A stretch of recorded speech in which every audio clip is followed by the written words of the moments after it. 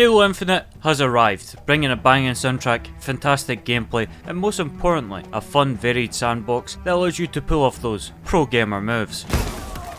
Remember this next time you think you can beat us. Fuck off, you wee shite! Halo Infinite follows the non-critically acclaimed Halo 5. Oh, for fuck's sake, IGN! You play as the man that needs no introduction. The green guy from Fortnite. After getting ragdolled by Baboon Man, Master Chief is found 6 months later, having a nap. Luckily, the ape man died in this time span, but this hasn't stopped his banished goons from trying to gain control of the Halo. For those out of the know, a Halo is a weapon, kinda like a Lord of the Rings ring, but you know, a colossal one that also usually decimates everything. So not really like a Lord of the Rings ring. So you get yourself a weapon.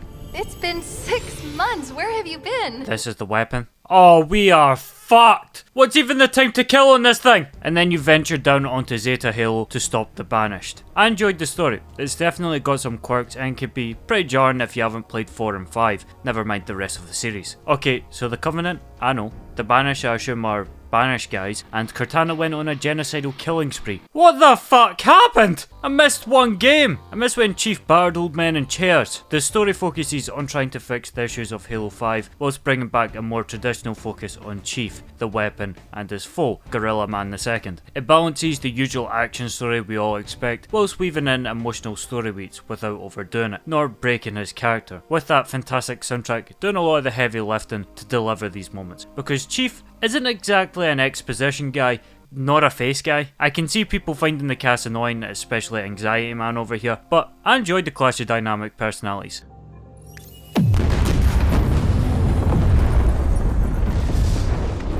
Let's see what's down there. I fucking love this psycho bitch. I do like Anxiety Man, don't get me wrong. However, he can be a bit too persistent with the moaning. Can you blame him though? He's clearly watched my other reviews. Welcome aboard, Chief.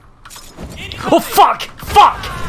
I keep clicking the wrong button, I'm sorry! I would be scared too. It's cool to see this frightened approach, but it is a bit odd when literally every other Marine or volunteer in Halo have had balls the size of Mount Everest squared. But now, this motherfucker has the audacity to develop rational thinking, bitch. Overall, I think the story does a good job at salvaging Halo 5's story, whilst delivering a ton of surprisingly great emotional beats, telling a fun story filled with those incredibly cool Chief moments. I can't tell you how many times I had a smile on my face playing this, and that's a big part of Halo campaigns for me. I've got 2 small gripes though. Firstly, 343. Can you please stop with the press X to proceed shite? I swear I was about to get a flight over to Washington and throw hands after seeing this for the 78th time. You know, this is a really touching scene. Oh, for fuck's sake! And my other would be the lack of another enemy faction. It was pretty disappointing when a completely new one was built up and teased throughout the game, but no, we're stuck with Craig. Even just seeing the flood would have made my year. Halo Infinite gameplay, good. Great, really fucking good. The sandbox is incredible with so many fun guns, abilities and vehicles to use, which is only heightened by how much the environments offer you to mix up the fight. There's always something in the environment you can use, whether it's grabbing a gun or shooting fusion coils. This will never not be fun. The gunplay is great with every gun feeling so satisfying to shoot, all having distinct roles that will constantly change how you approach situations. Like the Ravager's niche role of being absolutely shite! Not to mention how amazing the grappling hook is. There are other abilities, but who the fuck cares when you can be Spider Chief? It's been so well implemented that it enhances every combat encounter, giving you more options to mix up the fight, whether it's for defense, offense, or just movement. There genuinely wasn't a moment I wasn't using this. Ah, fuck. The AI is still super fun to fight with decent enemy variety, but I do think they took a hit in brain power with the move to open world areas.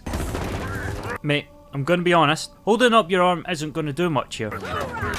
But the enemies are still an absolute blast to fight, with the usual Halo enemy types that are incredibly well designed that make fights so memorable and engaging. Also, you get your wee minions that blindly follow you into battle. Just look at them, they're fucking kicking up smoke. They're adorable. Fun fact, this is the first Halo game I've not went on a grunt murdering spree.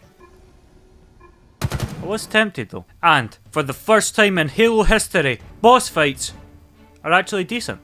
Don't get me wrong, we're not dealing with Elden Halo here, and a lot of the time they are just beefed up standard enemies, but it makes conclusions to missions so much more satisfying. Plus, they're a fun change of pace that mixes up the game in some cool ways. The game was fun enough with the shooting, the punching, the grappling, and the teabagging, but then these motherfuckers decided that it wasn't enough. They wanted to change gaming and change lives, so they invented the Gungoose.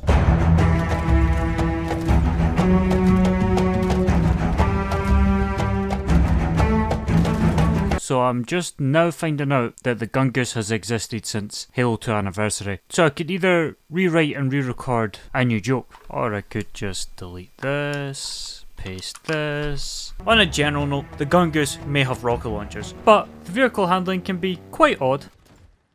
I didn't realise I was driving a bouncy castle, but let me address the scorpion in the room. That was bad. The open world, it's fine. I don't think it's bad, just more underwhelming. I thought this would have allowed for more unique fine locations, but it's just open world with repeated structures that don't offer you new experiences. Just some places to go kill Bob and get some gear. Which it is cool, you can get stuff like upgrade points that add a bit of satisfying progression, and even some alternative weapons, like this one. What's it do? I don't know, but it is white. The repetitive 2 environments of Bill Gates' basement or the woodlands just make me feel like the open world doesn't add anything, but has limited the potential of linear content, as it seems majorly drawn back compared to previous installments. There's just not as many wow moments and set pieces that you're used to with a Halo game. The majority of these moments now come from your own use of the sandbox alone. Plus, the no co-op and Forge hurts as well because it's a big part of the Halo experience. I still genuinely believe that the Halo games are still some of the best co-op games you can ever play, which makes it a shame Halo didn't launch with co-op. But if I was to make one change to this game, it'd be to make the main villain Gustavo Fring. Ah, hello. See, that's objectively perfect. Visually speaking, the game looks decent. Solid ground. Yeah, I should have bumped up that texture quality.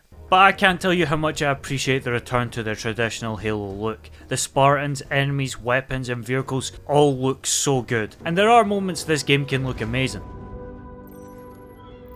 Fuck off Xbox, you're ruining the moment! The main downside just being the insane amount of repetitive environments. These Forerunner locations were special in previous games because the games were packed with levels full of life and colour, and then you're met with this stainless steel pristine looking structure absent of life, completely against what you're used to. That's what made them special. Now imagine half the game was in these structures and the other half was on the Covenant, and you've got Halo Infinite. I feel like I've been harsh on the campaign, but I did genuinely really enjoy it. From the super fun gameplay, stellar soundtrack, incredibly cool cutscenes, and the engaging story, but there's just a lot that could have made this even better. It is a step in the right direction though. Okay, the free-to-play multiplayer is amazing, but first things first, let's take care of business. It is Halo after all. Just like the campaign, the core gameplay is incredibly good. Everything from the gunplay to the movement feels fantastic. The new abilities fit in incredibly well, complementing Halo's golden triangle of shoot, grenades and slapping a bitch. Kills feel incredibly satisfying and the weapons feel like they've all got a place in the sandbox, not you, with their own distinct strengths and weaknesses that need to be learned to be used effectively. The strengths of the Ravager being... well, I've got nothing written down. The new slower sprint speed is a perfect balance between old and new that still gives off that satisfying feeling of sprinting whilst not having the entire core gameplay and level design revolve around it. The sandbox allows for so many fun, memorable moments. Just take the repulsor ability for example. You can use it for your own movement, reflecting projectiles, or even knocking back enemies. Every weapon, vehicle and ability isn't one dimensional and up to your own creativity to how you can use them. The maps are great. Sure, they're not the most interesting and I wish they had more unique quirks to them, but the maps play really well and have a great flow to them. I like every map in this game, and I can't say that for many games. Despite vehicle handling being quite wacky, also just in general being more defective than your uncle's 20-year-old Fiat Punto, it's still an absolute blast to jump in a Warthog with your squad, even if you can only kill about one guy before the Warthog decides to end it all. Every encounter in Halo Infinite is just so much fun, and that's why I fucking love it. It is genuinely one of the best multiplayer shooters I've played in a while. And I've played Battlefield 2042 and Call of Duty Vanguard. That was a joke. And like you've probably heard a million times already, the progression and monetization aren't that good. At the moment, all you really have to work towards is leveling up the battle pass, which feels pretty underwhelming. Oh, class! I've got a forehead! Ah, an XP grant.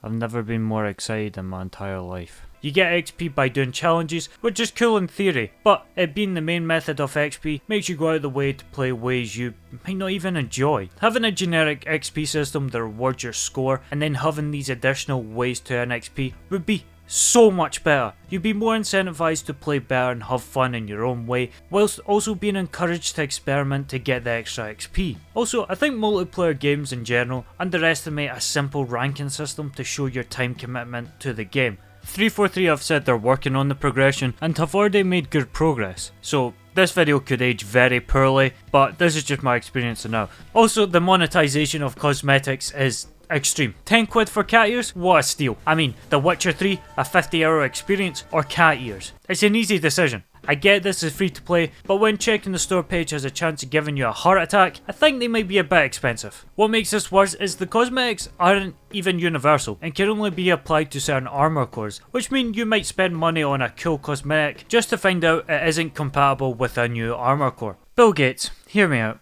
Don't do that! Although Halo Infinite is by no means perfect, to me it's pretty special. It marks Halo's return to form. I know everyone and their grands have uttered the line, Halo is back, but you know what? They're fucking right!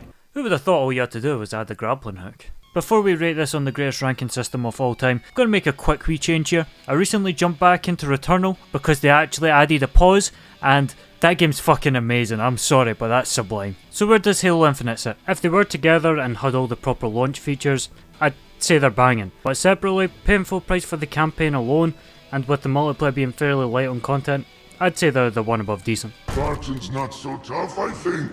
Break open easy. Soft inside. Chief? I see him. Oh, my back!